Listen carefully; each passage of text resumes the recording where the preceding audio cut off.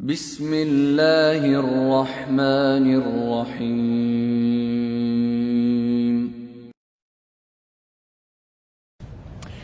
It's the world's fastest growing religion, Islam.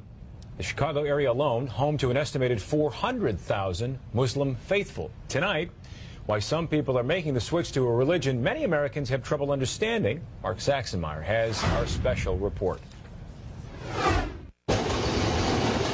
This is the story of three Chicagoans, all raised as Christians, all who decided to ultimately reject that religion. Internet is down. Nadira Rodriguez Muhammad grew up Catholic, but found herself constantly questioning the long-held beliefs of her family. I always felt that something was missing for me. Ian Bushner is a law student at the University of Chicago. I felt like that there wasn't a God. Whitney Nichols is a new Loyola grad who grew up in suburban Streamwood. I guess what I was really looking for was what felt most natural and most logical.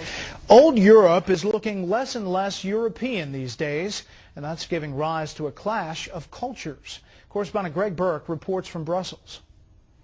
When you think about Brussels, Belgium, you tend to think about the heart of old Europe, a city that's been standing there for centuries, a place where visitors find lots of excellent beers and very fine chocolates.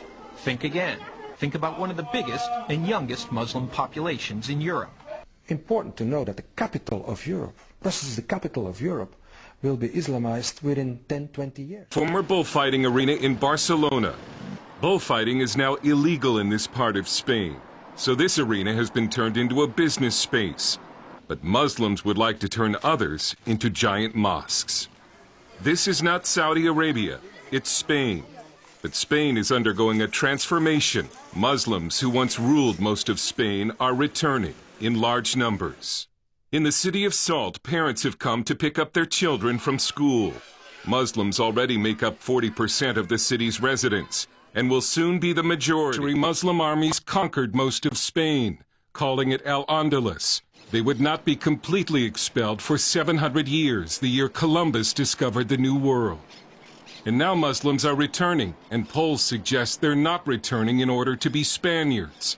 A Pew survey found that 7 out of 10 Muslims in Spain think of themselves as Muslim rather than Spanish. Sometimes the numbers tell the story. Case in point, the world's Muslim population is growing by leaps and bounds. Right now on Connect the World, we want to examine, though, the impact of a growing Muslim presence across the globe. We'll start with Richard Green, who crunches the numbers and tells us why it's happening. 20 years ago, there were just over 1 billion Muslims in the world.